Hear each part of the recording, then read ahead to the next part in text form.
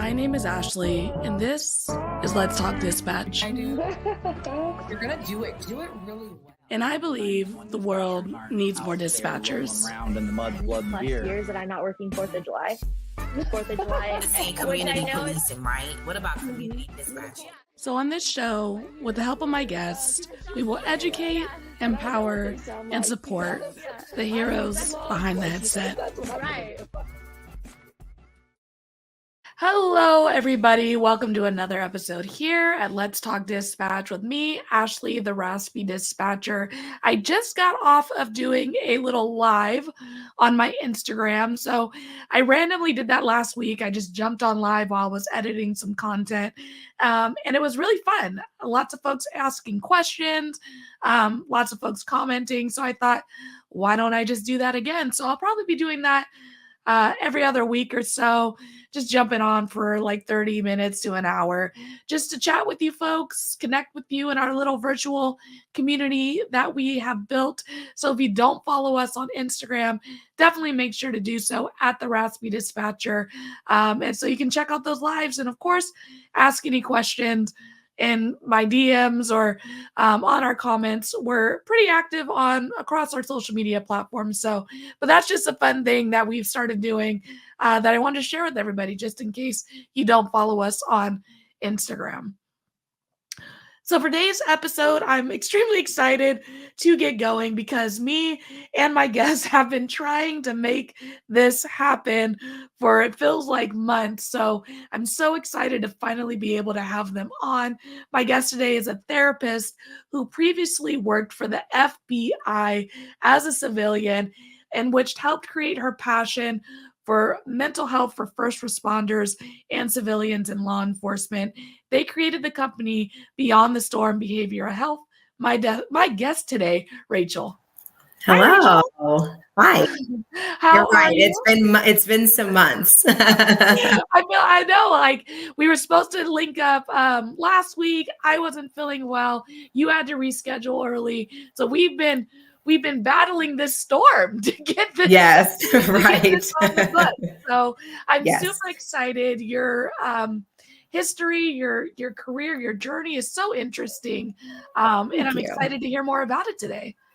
Awesome. Yeah, I'm so honored to have the opportunity to chat with you and finally meet you since we've been emailing for months. But I love an opportunity to talk about mental health for first responders and just really continue reducing the stigma and reaching out for help, because we have just been so bad at that as first responders, really until recently when we realized, like, man, we're not doing things right and we're not taking good care of ourselves.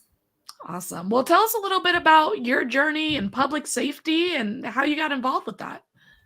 Great. So I worked crimes against children for 17 years. So the first 6.5, I worked at a child advocacy center as a forensic interviewer down in Southwest Missouri. And then in 2012, I moved back to Kansas City, which is where I grew up, for a forensic interviewer position with the Federal Bureau of Investigation. So I was there until January of last year and had a position that was fabulous, but I did have quite a bit of travel and decided that I wanted to be closer to home and spend more time with my family and also have a break from crimes against children, because 17 years had been a long time. So while I was trying to decide what I wanted to do, I wanted to make sure that I still was doing something that was really meaningful and giving back to the community. And that's where I decided that I wanted to reopen my clinical practice that I had closed whenever I joined the Bureau and open it in Kansas City versus Southwest Missouri and really focus on first responder mental health. And so we began that journey about 15 months ago, and it was just me. And now I have 7 clinicians in the practice. And so it's grown exponentially and been a really big honor to walk alongside firefighters, dispatchers, law enforcement during their mental health journeys and just helping them see that hope on the other side.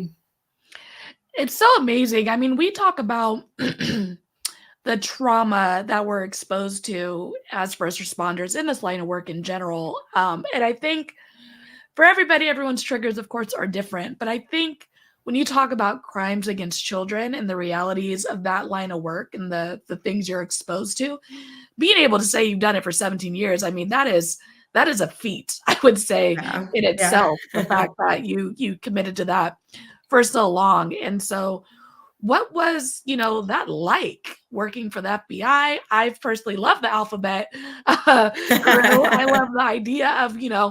FBI, but what Yeah. was that like in that role as a forensic interviewer? Yeah, it was awesome. I mean, it was my dream. So just to get an interview for the position was like heaven to me because I couldn't believe that the FBI would consider me to Mhm. work for them. And then lo and behold, I was offered the position and was really able to do just amazing work. There are so many amazing people that work for the FBI, and I was able to work cases all over the world. And that was something that I would not have been able to do had I stayed local. So it was such an honor. And I did work crimes against children prior to becoming a mom and after. And so I did definitely notice a shift in what the experience was like and what that trauma exposure was like after becoming a mom to a little girl versus doing it before and still being in disbelief about the things that children go through. But then when you become that parent, you can start seeing things differently and just thinking about, man, what would I do if something like this happened to my child? And so it was a little harder to not personalize, some of what you see. But one thing that I've learned in working with my first responders is when we even shift our language a little bit and say, what is the impact that your job has had on you? I think that resonates with people because I think sometimes trauma has a negative connotation, but I would argue that working crimes against children, I don't believe that it caused me trauma, but I do believe it impacted me and the way I parent and the way that I view the world. And so I think that's one thing that when I was working with the FBI and partnering with a lot of our local agencies, I really, when I knew I was going to get back to the mental health side, I just wanted to be able to say, hey, I've been there. I've seen some of the same things you've seen and I get it. And I want you to know that you can live life without having it be something that negatively impacts you day in and day out. I love that. I love when we take language and shift because now, like forever, you just glass ceiling broken. Now I'll forever like use that language to talk about trauma in our line of work and because it is true, like language does affect the way that we interact with the world. And I think what we can get into a cycle in the first responder world, especially between like dispatch and patrol and like figuring out how we fit excuse me, is just this reality, like we all experience these things and the way I experience it looks different than the way my patrol officer experiences it. Sure. My detective experiences it, and we're not trying to get into a situation where we're balancing like mine is heavier than yours or yours is heavier than mine. It's like we're just all experiencing it differently, and it's all relative to the work we do. Absolutely. And that's why I felt like I had a really unique perspective being a civilian in a law enforcement agency for that reason. Because while I wasn't a sworn FBI agent, I was still boots on the ground. And so I worked the Boston bombing, I worked the Highland Park parade shooting, I would work child abduction cases, I would help support search warrants. Now, again, I wasn't the one ramming the door. And so I'm not, trying to take away from the work that law enforcement did, but we needed each other. And it was that collaboration. And many of my agents would say things like, I could never sit in that room and talk to kids about that stuff the way you do. I can talk to the perps, but I can't talk to the kids. And I'm like, and that's why we're a good team. So that's one thing that I've also been trying to really message out with my mental health outreach is while I do focus on first responder mental health, to me, when we talk about dispatch or other civilians in law enforcement agencies, they encompass that category as well. And so I'm really passionate about sworn mental health, but also civilian mental health, because I think that has slipped through the cracks for years because we have put people in kind of these pockets. And so I really like that we have people that we're able to say, these individuals also have things that they're exposed to that are impactful, and we need to hold space for that too. I love that because I think, for a very long time, dispatchers felt like they were those people. We were and we were part of the team. We were dealing with these things, and we weren't being acknowledged. We weren't receiving services. We weren't being Right. part of these debriefs. And I do think there are other facets of the department and these agencies that, like you said, do slip through the cracks. Yeah. I even just like CSI or like, I don't know what Mhm. services those folks have access to or getting, but Right. um, everyone who is a part of this process, whether it be, taking the call, responding out to the scene, interviewing on the back end, we're all being impacted by the things we're hearing, seeing, Right. smelling, touching, and all that matters and affects our mental health. Absolutely. Mhm. Well, tell us about Beyond the Storm Behavioral Health and Yes. what this revamping, this rebirth, this is Yes. doing. Yeah, yes. So I opened a private practice last January. So, of course, I took zero time off. I left the FBI on a Friday and started on a Monday, which I highly don't advise. Like, take a minute, please. But, here we are. But I opened the practice with the intention of focusing on mental health for trauma survivors and also first responders. What's been really neat is in Missouri, we have a statutory mandate that all sworn law enforcement have to have a mental health check-in with a clinician.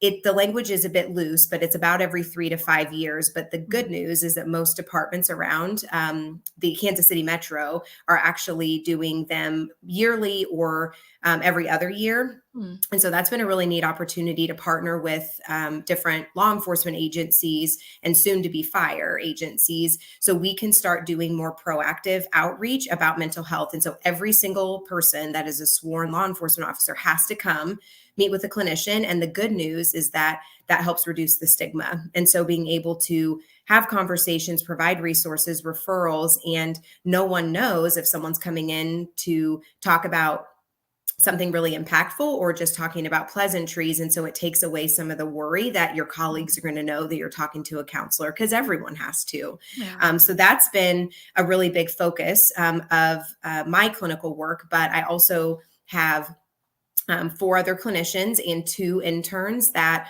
are also providing services for a variety of individuals. So we see individuals, couples, families, children, adolescents, adults, and I really like being able to bridge the gap with mental health services, particularly because we take insurance, and that's something that just helps increase access. So that's been a really fun journey. And I've kind of expanded a bit over time and am starting to do more training and continuing expert testimony work. So I really like to have a few different things going on so I don't, get burned out or feel like I'm, just doing kind of one thing and staying stagnant. So I really like that I've been able to be self-employed and grow things the way that I envision. So it's been a really good journey.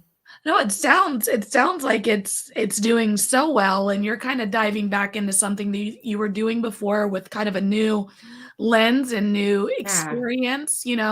One thing that I think is interesting, at least specifically with like dispatchers and dealing with folks telling their stories, is finding a way to get my caller to tell their story, tell me the thing that they're reporting without with the least amount of harm, right? Because Hmm. I need to know why you're calling. It's one Right. of the things where I have to prod a little bit. Um, but how do we have those conversations with causing the least amount of harm?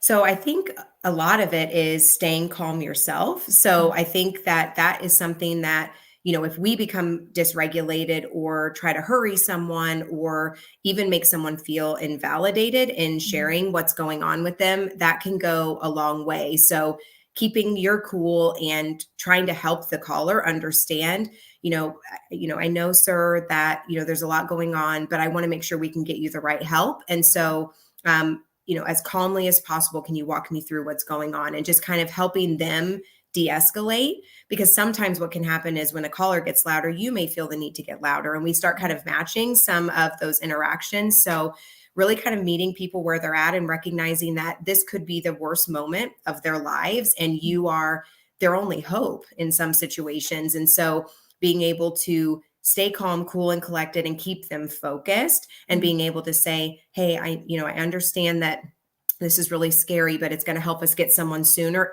and just kind of help explain that process, because I think sometimes people can feel cut off and invalidated if they don't know why we're shifting that focus. And I do similar things in counseling. If have someone that continues to kind of go off course, I'll say like, hey, I want to make sure we stay in alignment with your treatment plan. So let's kind of circle back around to here. So really providing that guidance, but maybe as much of an explanation as you have time to give, knowing that you're on borrowed time, but just being able to say, hey, we want to get you some help. Help me understand, where's the address, or tell me what's going on. Let's take a breath, and just trying to get them to regulate so they can give you what you need so you can get the right help, because those minutes matter. No, they really do. And I think the conversation around, mental health, self-care for first responders is definitely getting better, right? We're talking about it more. We're acknowledging that it exists. Everything we've swept under the rug, we're actually lifting up and we're taking it out and talking about it. Right. But for those who are listening and they're like, Ashley, Rachel, you guys are tripping. I don't want to go talk to nobody about nothing. Yeah. I'm fine. Right. What would you say to that person who maybe feels like they don't need to talk to someone, or that like the call they took isn't that big, or the incident they dealt with, someone else dealt with something worse? What would you say to that person? Well, first of all, that is such a common theme with our first responders is we trauma compare. And so we try to say that someone else is more deserving to get help than we are, or someone else had it worse or was exposed to worse. And the reality is that trauma is an incident. It's something that happens, but the way that we process it and internalize it is what makes it traumatic or impactful on us or not. So, you and I could go through the same incident and one of us could be more greatly impacted than the other. And there's a variety of reasons why that can be. Some of it can be just personal characteristics, or maybe it's your 10th critical incident in 2 years. And that's why this one, strikes you a little bit differently. But I want to ensure that people are being honest with themselves about if things are really impacting them or not, because that's one thing that I'm hearing a lot about is people have gotten so good at compartmentalizing things that they don't even recognize the impact that these things have on them.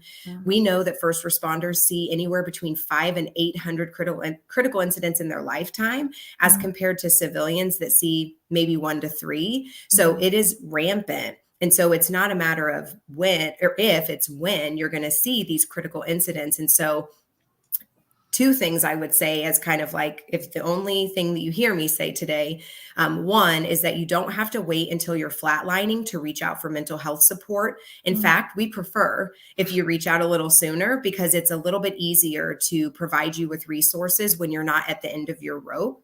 That doesn't mean it's too late if you're at the end of your rope. But I think we've gotten this misconception that if you're going to work every day and you're kicking ass at your job and you're showing up, that you don't have anything that could use assistance. But the reality is that a lot of people can be experiencing a lot of trauma and also still be really good at their jobs and still be showing up for their kids and still be good spouses, but maybe they're suffering with a lack of sleep or feeling good or having physical health issues. So I would say not waiting until the bitter end and actually taking care of yourself, knowing that that will make you a better first responder and friend and spouse and parent. The other piece is that we are just as human as we are first responders. And so there's no expectation, unless you put it on yourself, that you would be exposed to the things you are and that you should be able to handle it without assistance. It's been this misconception for years that you could go to a gnarly scene and then just pretend it didn't happen. And that's just not the way the brain works. So if we know biologically the way that we are made and wired, we recognize that we're fooling ourselves when we try to say that we're going to go to these incredibly difficult scenes and just pretend it didn't happen or try to forget about it. So I'd say be honest with yourself and know that there are culturally competent clinicians that work with first responders that get it. And even if you've been in counseling before and it didn't go well, you didn't have a good experience, it doesn't mean counseling didn't work. It just may not have been the right fit. And I think that last part too is so important for people to hear, because I've talked to people who have said like, I've done counseling, it didn't work for me. And, counseling and therapy, it's very much like the latest dating app out there. You got to swipe until you find the right fit. Not every counselor, therapist is going to be the right fit for you. The vibe might be right. And, the type of therapy, there's so many different types of therapy now that are working for folks. So it really is about finding the right fit for you and what works for you. Right. And that's it, because the metaphor I use is like, if you go get a bad haircut somewhere, you don't just stop going to see a hairstylist. You just don't go back to that hairstylist. And so trying it out, and even trying it at different phases in life, because maybe counseling didn't work 5 years ago for you because you weren't ready. So I don't always want to blame the clinician, because sometimes if you didn't have that motivation to change or weren't ready to be honest, that's why it wasn't helpful. But we also know that having the right fit, having the right skill set, having the right personality connection makes a difference too.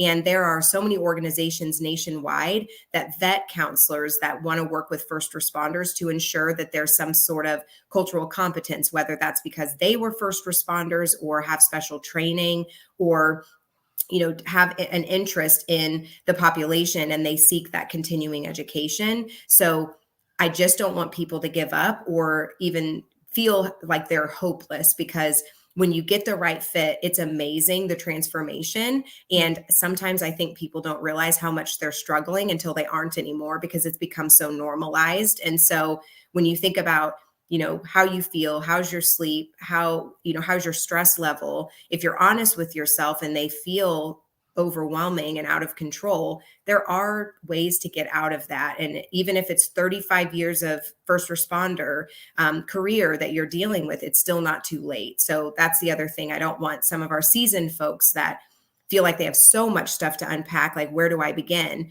We can help with that. I have several clients right now that are towards the end of their career, and we've got a lot to unpack, but we're going to get there. And so it's, it really is for everyone.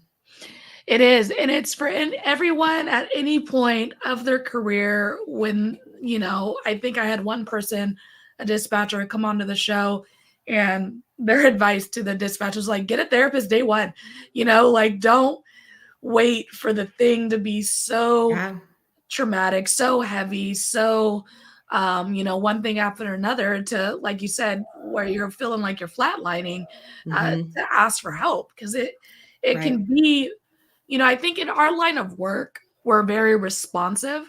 A thing happens, you call us, we come out, Right.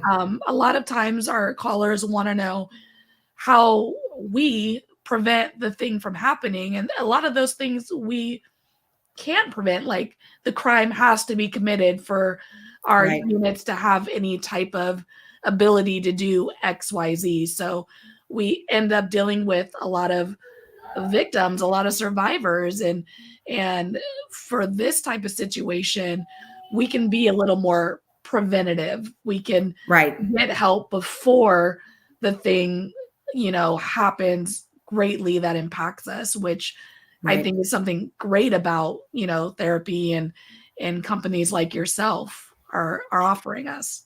Yeah. And you're exactly right. When we can be proactive versus reactive, that is the goal. I tell people, like, I'm a therapist and I have a therapist, and not because I'm flatlining, but because I'm trying to stay in a healthy way so I can show up for my clients. And at any point when you're a first responder, it could be the worst call of your career and you just don't know it. We actually had an officer involved shooting about a month ago, and the officer was killed in the line of duty. And it was greatly impactful for that agency and several agencies around here. And I think it has really shaken people up, because it was a type of call that you would normally not be so worried about. There's certain calls, what you're walking into, but this was a routine call that should not have turned out the way that it did. And I think for a lot of people, they recognize their mortality. And so I'm happy that several people that were directly involved either already had a clinician or very quickly reached out to one after the incident, because I think that's a big shift, because people usually wait for things to fester and get worse. And I'm really happy to see that people are starting to be proactive to say, this was really messed up and I want to deal with it now. So this isn't one more thing in the suitcase of trauma that I have to drag along with me. That's true. I remember when I first started at my first agency, that was one of the things that they said often. They were like, we haven't had an OIS in over 25, 30 years. And then that following year, we had one and we lost our officer. And as a new dispatcher, you don't realize, even like at my agency, it was so big. I never got to meet this officer.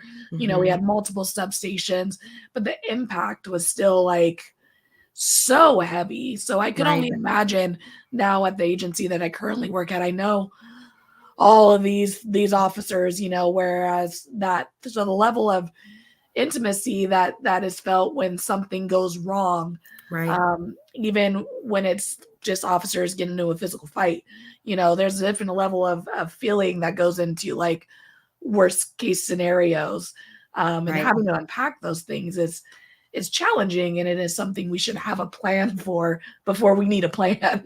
Right. Because trying to plan when the crisis is happening, we know doesn't work, and it's disorganized and isn't effective. And so having those crises planned, having peer support, having a plan for debriefing, all of those things, we hope we don't need it, but we know we likely will. And so that's why partnering with clinicians that that get it, that will be available, that can do the things that you need in those moments, I think is really important too. So I always like to talk about that piece. So if there are supervisors or other people that are trying to look at ways to support their folks, it is that proactive nature and partnering with those clinicians and personnel that can be available. So you don't have to vet somebody in the crisis. Hey, I can call Rachel and we'll get her on board because we've already had a relationship with her. So it does help.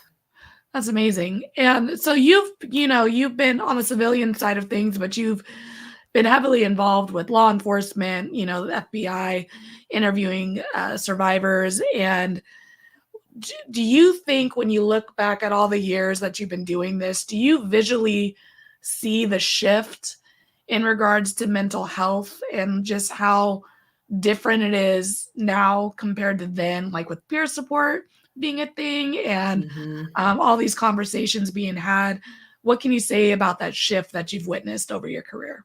Absolutely. So absolutely, because I really started working with victims of crimes back in like 2000, really. So over 20 years, nearly 25, that I've been kind of, that kind of in the field in some way. And so at that time, it really was suck it up buttercup mentality. It was like, hey, you know what you signed up for, you got to find a way to cope. And there wasn't space to necessarily say that something impacted you, or if you did, you kind of had to hide and, kind of go cry in your office and then pull it together and then go on to the next thing. And so I really have seen a shift, of course, from the beginning of my career, but I would even say in the last 5 to 10 years, I've really noticed a shift in the right direction. And we still have a ways to go, but just the fact that we're having conversations about mental health and that we are having folks, stand up and say, hey, I wish I would have handled things differently. And I want the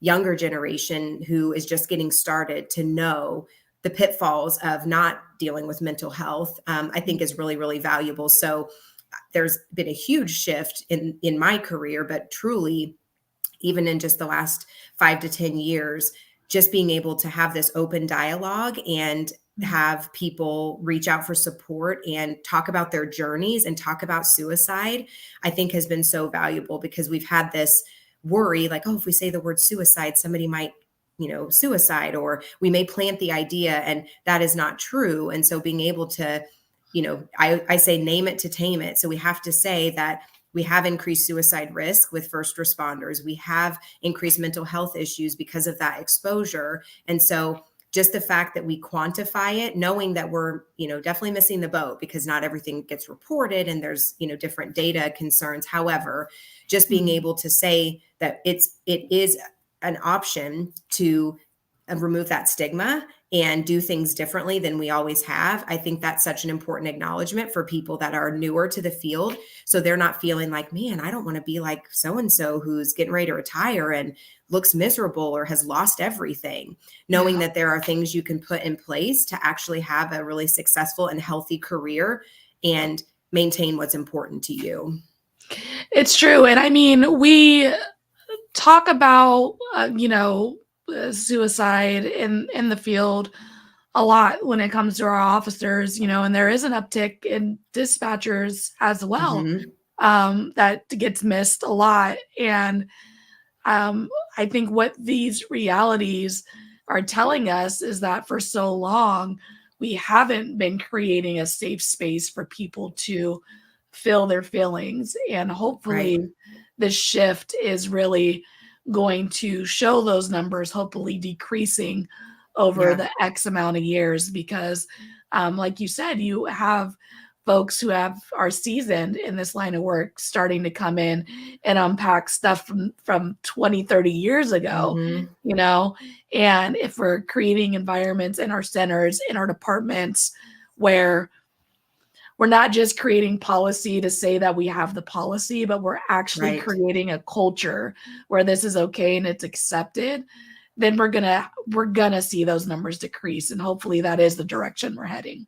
Yeah, I agree. And I think that's an important consideration when you're thinking about wellness programs at your agency. You don't want it to feel like to your employees that you're checking a box. You want to have that investment and show that the intention is for people to take better care of themselves so they have better work-life balance and fewer mental health issues, which from an agency perspective increases longevity and retention. And so it really does make sense as an investment to invest in your people's mental health and wellness, because ultimately it keeps people healthier and happier longer. So we don't want people to feel like, oh, this isn't a value here, we're just doing it so we can say we're doing it. We want there to be truly a collaboration, whatever that looks like for your agency. So you have the steps in place for, of course, crises, but also day-to-day stuff, someone going through a personal matter. We try so hard to say, oh, I leave work at work and I leave home at home, but that's impossible because you're the common denominator and you're going to both places. So we can try all day long, but those things bleed a little bit. And so that's something that we want to hold space for, that getting support is not just for work stuff, although that's very important because the personal stuff can be, just as impactful as well. So for someone who's listening and they're going, Ashley, Rachel, you convinced me. This stuff sounds wonderful. What would be, obviously it differs between states and places and all that good stuff, but what would kind of be the first place for someone to kind of start that journey in figuring out what works best for them?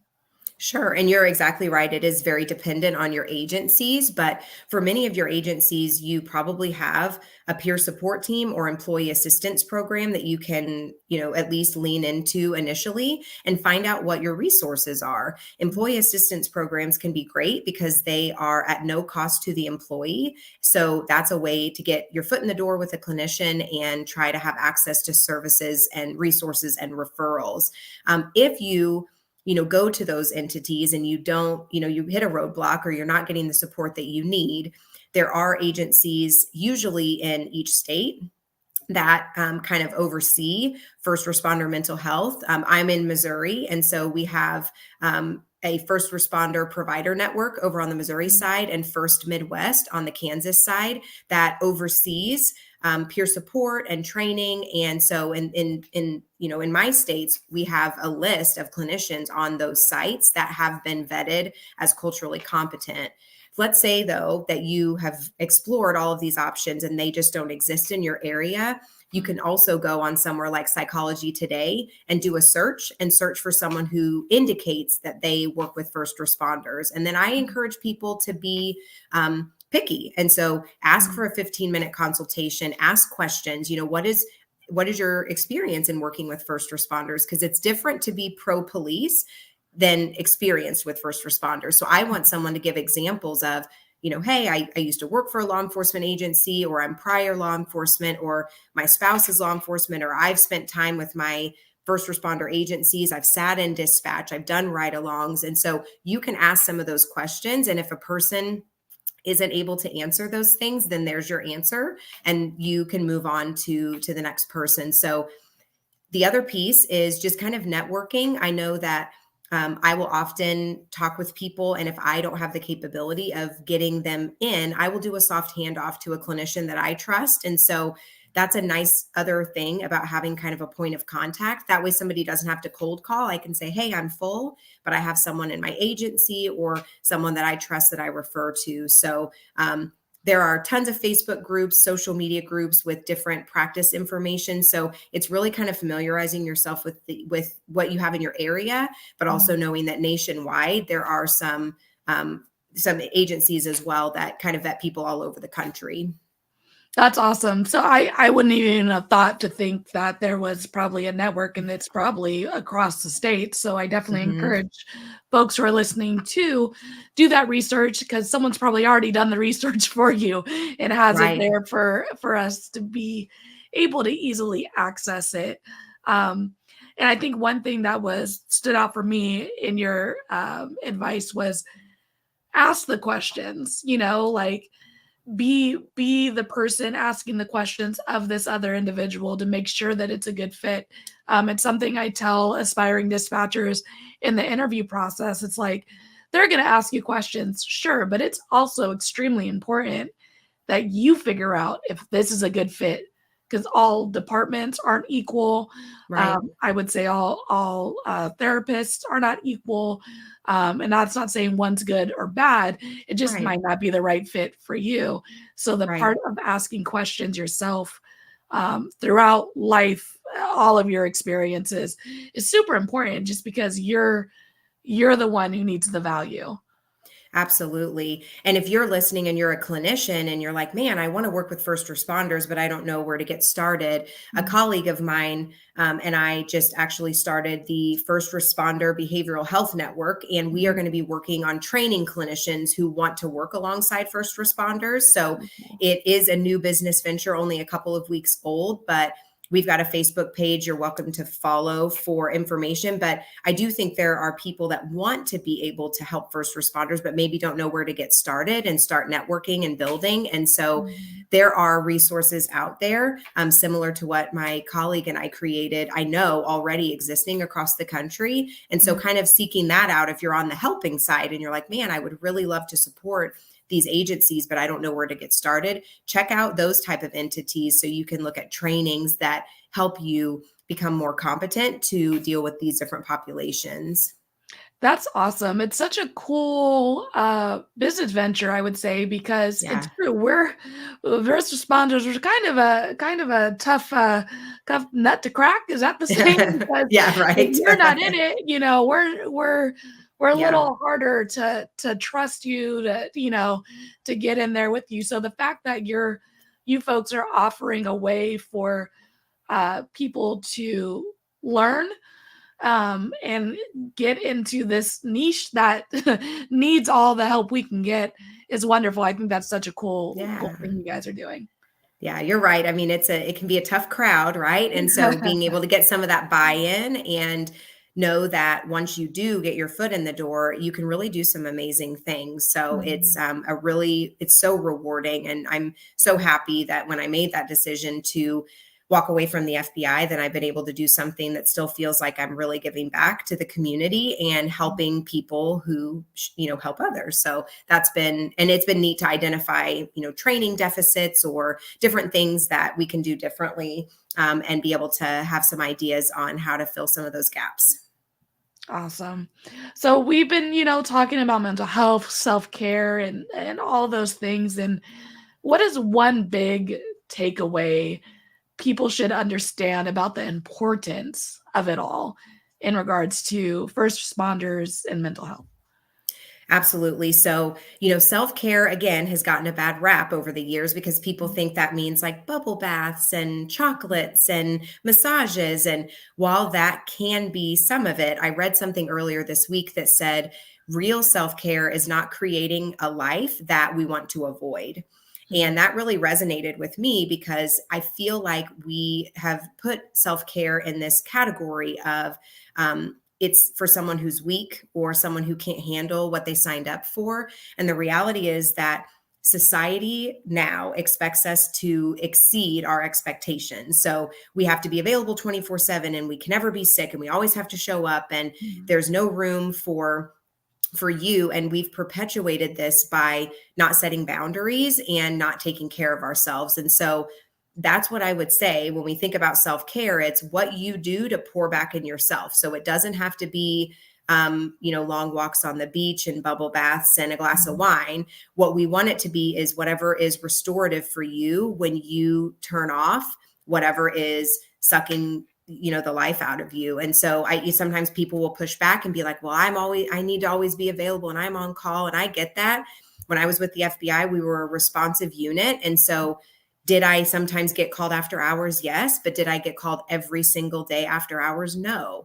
And you're not the only one at your agency. And so sometimes setting boundaries and being able to say to yourself, like, what would it look like to set my phone down for 15 minutes and really just focus on my family? Or maybe turn my phone off or tell someone, hey, I'm not going to be reachable via email, but if you need me in an urgent situation, call me.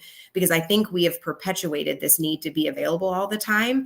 And so we imply that we don't have time for self-care. And so when someone comes into my office and says, I don't have time to take care of myself, first thing I ask them to do is look at their screen time usage. And we find a lot of wasted time on screen time, right? And so I say, what would it look like instead of being on Instagram for 5 hours this week, if we poured into ourselves differently instead of that mindless scrolling? So we make time for what we prioritize, and just knowing that self-care means doing something that gives back to you and helps you rejuvenate. And so sometimes that means working on sleep. Sometimes that means spending time with friends. I mean, it's different for everybody, but everyone has time for self-care. And my friend Kim Colgrove sent a really neat stat last year, and she works with Pause First Academy, but she said 5 minutes of self-care a day is 30 hours of self-care a year. And we all have time for that. Ain't that the truth, man? It's so true. Even pausing to take a breath in between calls can go a long way. And I know a lot of folks don't feel like we can do that, but just something so small, like you said, that you were not trying to run away from, is going to go a long way in making our overall selves feel better so we can continue to help other people, because that's what we do in this line of work, whether you're in the field or in our centers. We're showing up to try to help people. So we gotta take care of ourselves first, for sure. We do. Yeah. It's just not sustainable. And we know that, and it shows up in sneaky ways. And, people will be like, I haven't slept, but no first responders sleep. And it's like, well, maybe your body is telling you it's too much. And so when you don't listen to your body, the whispers become screams. And before you know it, you're knocked on your behind and you're like, oh, I'm so surprised. I can't believe this happened. But then when you look back and you say, like, but what have I done that has cared for myself in the near term? And it's usually not much. Yeah. Straight up. Yeah. Well, Rachel, yeah, right. This has been so wonderful. I've learned so much, and I know the folks who are listening have as well. The last thing that I typically ask everybody is, what advice would you give someone who's considering a career specifically for you in the first responder field in general? Absolutely. So really get acquainted with your first responder agencies. It can go a long way to sit in a call center, to sit in with, your shift briefs, go on ride-alongs, do different things to learn about the work and not make assumptions. And so learning where those strengths are, learning where there may be some deficits from their perspective, and networking really does go a long way. Of course, it does require some schooling, and that can happen anywhere, but even collaborating and following folks on LinkedIn or social media can be also a great way. That's how you and I met, was LinkedIn. And so you just never know what opportunities are there, but you do need to hustle a little bit, because you got to get that buy-in. And so you don't want to just show up and say, hey, I have my master's degree in counseling, I'm ready to show up for you guys. You want to invest in the agencies and be creative and innovative and visionary and show up. And when you say you're going to be somewhere. And it's one of the, most rewarding things I can think of doing with my career. And I love it. And I hope more people will start to have this specialized niche, because we certainly need it. Rachel, thank you so much for coming on, sharing your journey, for all the work you've done for so many people, from, working with survivors to working with our first responders with Beyond the Storm Behavioral Health. I appreciate you, and I know a lot of other folks do. Thank you so much. It was great. Awesome. Be right back with you. All right. All right, everybody. That was another amazing episode here on Let's Talk Dispatch podcast. Take care of yourself.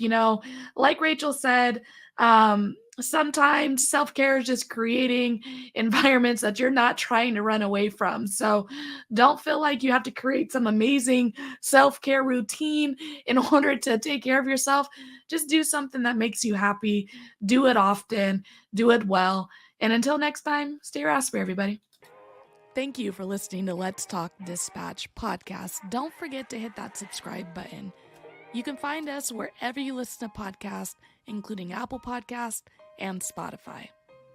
If you're interested in becoming a guest on the show, or maybe even submitting your own story, you can do all that and more at theraspydispatcher.com.